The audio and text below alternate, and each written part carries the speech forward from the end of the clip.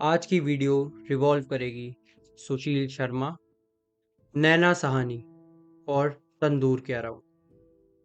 ऐसा क्या रीज़न था कि एक पति ने अपनी पत्नी को, या मैं बोलूं सुशील ने नैना को मारकर तंदूर में जला दिया।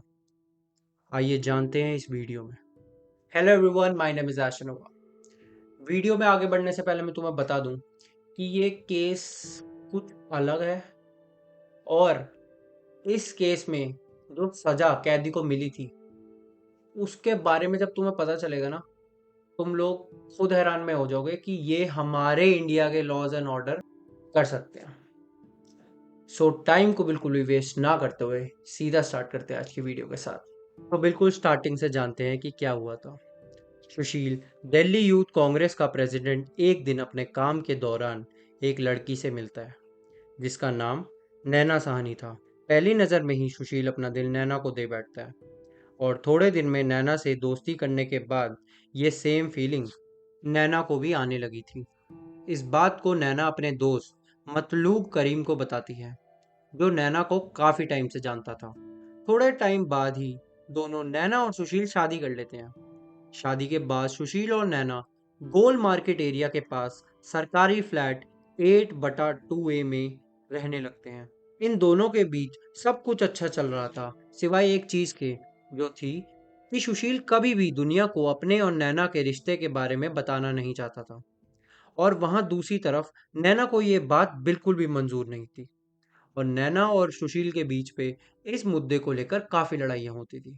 शादी के कुछ टाइम बाद नैना सुशील के बिहेवियर से काफी परेशान हो चुकी थी, और जैसे कि हर एक आम इंसान करता है, नैना भी अपनी परेशानी को अपने दोस्त मतलूब से शेयर करने लग गई थी। जैसे ही सुशील अपने काम से घर से बाहर जाता, उसी वक्त नैना मतलूब को अपने घर के लैंडलाइन से फोन करती और उसको सारी बातें बताने लग जाती। हालांकि इस बात के बारे में सुशील को भी पता चल गया था, और सुशील को नैना का मतलूब से बात करना बिल्कुल भी पसंद नहीं था। अब मतलूब से बात करने की वजह से भी इन दोनों के बीच में लड़ाइयाँ बढ़ती जा रही थी। टाइम बीतता गया, पर नैना ने मतलूब से बात करनी नहीं छोड़ी, और एक दिन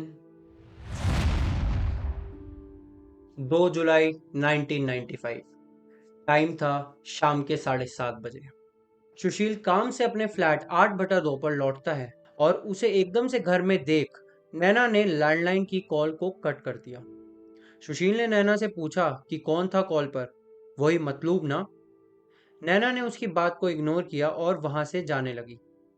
सुशील ने लैंडलाइन पर रिडायल दबाया, और दूसरी जगह से कॉल मतलूब ने उठाया। ये देख सुशील का दिमाग खराब हो जाता है, और वो अपनी लाइसेंस रिवॉल्वर निकालता है और नैना पर 3 शॉट फायर कर देता है, और ऑन द स्पॉट नैना की डेथ हो जाती है।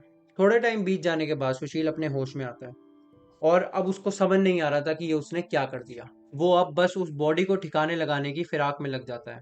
पहले उसने एक ब्लैक पॉलिथीन में नैना की लाश को डाला, और उसके बाद वो घर में सारे खून के निशान को साफ करने लग गया। ये सब करते करते रात के 9 बज जाते हैं। सुशील अपनी वाइट मारुति 800 की डिक्की में नैना की बॉडी को डालकर उसको ठिकाने लगाने के लिए निकल जाता है। काफी देर तक वो गाड़ी में इधर से उधर घूमता रहता है, पर सडनली उसे याद आती है अपने दोस्त के बारे में, जिसका नाम था केशव। अशोक यात्री निवास के बगिया रेस्टोरेंट में मैनेजर था, जो जनपथ रोड सीपी पर है। हालांकि अब इस जगह पर शंग्रीला होटल है, और एक और गौर करने वाली बात ये थी कि ये बगिया रेस्टोरेंट का मालिक और कोई नहीं बल्कि सुशील ही था। तो सुशील सीधा अपनी मारुति 800 होटल की पार्किंग में लगाता है, और जाके केशव को बोलता है कि जितनी जल्दी हो सके वो रेस्टोरेंट के सारे खाने खाने वाले लोगों और सारे स्टाफ को घर भेज दे। केशव को ना चाहते हुए भी अपने मालिक सुशील की बात माननी पड़ जाती है। आधे घंटे बाद जब रेस्टोरेंट खाली हो जाता है, तो सुशील केशव को इस सारे मामले के बारे में बताता है। अब ये बात बताते बताते सुशील का एकदम से ध्यान जाता है चलते हुए तंदूर पर, और सुशील ने वो कर दिया जिसको करना तो दूर, सोचने में भी डर लग जाए। सुशील ने नैना की लाश को जलते हुए तंदूर में डाल दिया। लाश को जल्दी से जलाने के लिए उसने वहां पड़े हुए सारे मक्खन को उस लाश पर पलट दिया, और शायद यही गलती सुशील कर बैठा। मक्खन डालते ही तंदूर ने आग पकड़ ली, और उन आग की लपटें देख होटल के बाहर काफी ज्यादा भीड़ इकट्ठी हो जाती है और उस दिन कराट प्लेस में ड्यूटी पर कांस्टेबल अब्दुल नजीर कुंजू थे। कांस्टेबल अब्दुल होटल पहुंचे और जैसे ही आग की लपटों की तरफ बढ़ने लगे, ठीक उसी वक्त उनके सामने केशव और सुशील आ गए। और जब अब्दुल ने उनसे आग के बारे में पूछा तो उन्होंने रीजन दिया कि वो या इस भट्टी में पुराने पोस्टर और बैनर जला रहे हैं। पर कांस्टेबल अब्दुल को कुछ शक हुआ क्योंकि वहां पर कुछ मीट के जलने की बदबू आ रही थी और इतनी तेज आग की लपटें देख उन्होंने चेक करना ही सही समझा। तो कांस्टेबल अब्दुल ने उन दोनों की बिल्कुल नहीं मानी और वो सीधा होटल में तलाशी लेने के लिए घुस गए। जैसे ही वो अंदर पहुंचे, कांस्टेबल अब्दुल ने जो देखा उसको वो सपने में भी नहीं सोच सकते थे। उन्होंने देखा कि एक लाश तंदूर में जल रही है। इतने में सुशील वहां से भाग जाता है, तो वो बिल्कुल भी वक्त जाया ना करते हुए केशव को अरेस्ट कर लेते हैं और जल्दी से जल्दी पुलिस फोर्स को वहां बुलाते हैं। अगले दिन होते ही पुलिस सबसे पहले उस लाश को पोस्टमार्टम के लिए लेडी हार्डी मेडिकल कॉलेज भेजती है और पोस्टमार्टम की रिपोर्ट में कॉज ऑफ डेथ जलना आया। बट वेट, नैना को तो गोली मार के मारा गया था ना। रुको, थोड़ी देर में समझाता हूँ। एक और चीज जो पुलिस को उस तंदूर से मिली थी वो थी नैना की पायल। अब ये बात मीडिया में फैल गई थी और इस बात से लोगों के मन में डर इतना फैल गया था कि लोगों ने तंदूर से रिलेटेड आइटम खाने ही बंद कर दिए थे और हर जगह डर का माहौल था। और दूसरी जगह मतलूब 2-3 दिन से नैना से बात करने की कोशिश कर रहा था, पर वो चाह कर भी उससे बात नहीं कर पा रहा था। और जैसे ही इस न्यूज़ के बारे में मतलूब को पता चला, मतलूब को कहीं ना कहीं ऐसा फील आ गया था कि ये उसकी दोस्त नैना ही है। तो मतलूब ने नैना के बारे में पुलिस को बताना सही समझा। मतलूब ने पुलिस को ये तक बताया कि नैना और सुशील के बीच कितनी लड़ाई होती थी। बट मतलूब का ये शक सच्चाई में बदल गया जब मतलूब ने पुलिस के हाथ नैना की वो पायल देखी। अब पुलिस ने नैना के घर की तलाशी लेना सही समझा और जैसे ही पुलिस 8/2 ए में पहुंचती है तो पुलिस को उस घर में बुलेट्स और ब्लड के निशान मिल गए। और जब और पूछताछ करी तो पता चला कि सुशील पिछले 3 दिन से गायब है। पुलिस का शक सच्चाई में बदल गया और वो पूरे जद्दोजहद से सुशील को ढूंढने लग गई। बट यहाँ पे पुलिस थोड़ा कंफ्यूज हो रही थी क्योंकि क्राइम सीन पे ऐसा दिख रहा था कि नैना को गोली मारी गई है, पर वहां जो लड़की की लाश मिली थी उसकी मौत जलने से हुई थी। पुलिस ने एक बार फिर से उस लाश का पोस्टमार्टम कराना सोचा और इस बार ढंग से चेक करने पर पता चला कि ये बॉडी पर 2 बुलेट्स के निशान भी थे। और अब क्लियर हो गया था कि ये बॉडी और किसी की नहीं बल्कि नैना की ही है। बट क्योंकि पहले पोस्टमार्टम में कॉज ऑफ डेथ जलना बताया गया था और दूसरे पोस्टमार्टम में उस बॉडी पर 2 बुलेट्स के निशान मिले थे, तो 100% श्योर होने के लिए पुलिस ने skull image technique and DNA test जैसी चीजों की हेल्प ली और फाइनली ये कंफर्म हो गया कि ये डेड बॉडी नैना की है।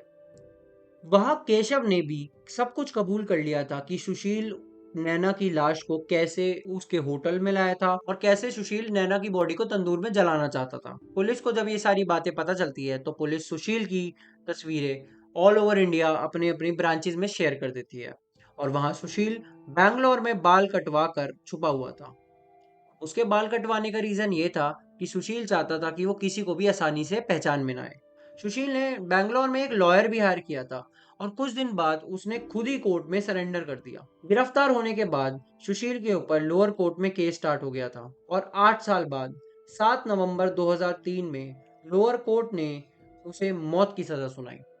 बट सुशील ने अपना केस को दिल्ली हाई कोर्ट में फिर से फाइल कर दिया और 4 साल बाद 19 फरवरी 2007 में दिल्ली हाई कोर्ट ने भी उसको मौत की सजा सुनाई। पर शायद मानो सुशील इस सजा को मानने के लिए तैयार ही नहीं था क्योंकि उसने 2007 में फिर अपने कोर्ट को सुप्रीम कोर्ट में फाइल करा और 6 साल बाद 2013 में सुप्रीम कोर्ट ने जो बोला वो सुनकर आप शॉक में चले जाएंगे। सुप्रीम कोर्ट ने कहा कि ये कोई प्लान मर्डर नहीं है, अचानक से किया गया मर्डर है। सेकंड, सुशील पर इससे पहले कोई भी क्रिमिनल केस नहीं है। थर्ड, सुशील से सोसाइटी को खतरा नहीं है, सो सुशील को डेथ पेनल्टी की जगह उम्र कैद मिलनी चाहिए। Wait what? और अब मैं तुम्हें एक और बात बताऊंगा। जिसको सुन के और ज़्यादा डिस्गस्टिंग फील होगा, वो ये है, सुप्रीम कोर्ट के ऑर्डर के 5 साल बाद सुशील को लगभग 23 साल जेल में हो गए थे और सुशील को उसके अच्छे बिहेवियर और सुधरे हुए बर्ताव के चलते तिहाड़ जेल से रिहा कर दिया गया। बाहर आकर सुशील ने काफ़ी सारे इंटरव्यूज़ दिए। उनमें से एक क्लिप आप ये देखो। तो अगर आपकी अब क्राइम की बात की जाए, उस टाइम आपका मेंटल स्टेट कैसा था? जैसे ही आपको रियलाइज़ हुआ आपने कितना बड़ा क्राइम आपसे हो गया है? हाँ, हो गया, पता लगा, पहले क्राइम होते ही पता लग जाता कि गलती हो गई। तिरुपति बालाजी भी इसलिए गया, हेड शॉट करा के आया, पश्चाताप हुआ सारा। लेकिन अब उस समय भी काउंसलिंग सिस्टम होता तो मैं पहली डेट पे जाके प्लीड गिल्टी करता। पुलिस को कभी ना नहीं बोला कि मैंने नहीं किया? आपने बोला था जाके कि मैंने कर हाँ, दिया? मैंने बताया सब कुछ। वो पहले दिन जब मैं उनके पास गया था उसको बताया कि हाँ मेरे से गलती हो गई और बहुत बड़ी गलती हो गई। ये मेरे जो चालान है मेरा, जो मेरी ये फाइल, उसमें भी लिखा है कि वो सुशील वहाँ खड़ा हुआ था और बार बार बोल रहा था मेरे से बहुत बड़ी गलती होगी। तो मैं सबको यही एडवाइस है कि जैसी क्राइम हो उसको तुरंत एक्सेप्ट करो। और कई बार आदमी सक्सेस एट एनी कॉस्ट, ये बहुत बुरी चीज़ है। Okay. Love at any cost, ये बहुत बुरी चीज़ है। Extreme. Money at any cost, ये बहुत बुरी चीज़ है। तीनों एक्सट्रीम में जब चली जाती हैं तो आदमी को काउंसलिंग की जरूरत पड़ेगी। अमिंटू से ठीक है, आप शर्मिंदा हो, आप पछतावे में हो, बट नैना का क्या?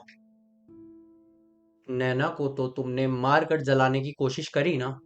देखो, मैं कोई नहीं होता हूँ लॉ और ऑर्डर के अगेंस्ट बोलने वाला, बट अगर एक शब्द में बोलूँ तो ये नैना के साथ नाइंसाफी हुई है। पहली बात तो नैना को मरे हुए 18-20 साल हो गए थे और उसके बावजूद भी सुशील पर केस चल रहा था। ये बात मुझे हमारे लॉ की समझ ही नहीं आती। दूसरी बात, मैं बस रिक्वेस्ट करूंगा कि ऐसे सारे केसेस में हमारे लॉज को और ज़्यादा स्ट्रिक्ट होना चाहिए और एक्शन क्विक होने चाहिए, क्योंकि अगर किसी अपराधी को सज़ा 20-22 साल बाद मिल भी गई तो आई डोंट थिंक उस सज़ा का कोई महत्व रह जाएगा। पता नहीं, मुझे बहुत अजीब लग रहा है वीडियो एंड करने से पहले, बिकॉज सुशील अभी भी जेल के बाहर घूम रहा है। हालांकि वो अपनी सज़ा काट चुका है, बट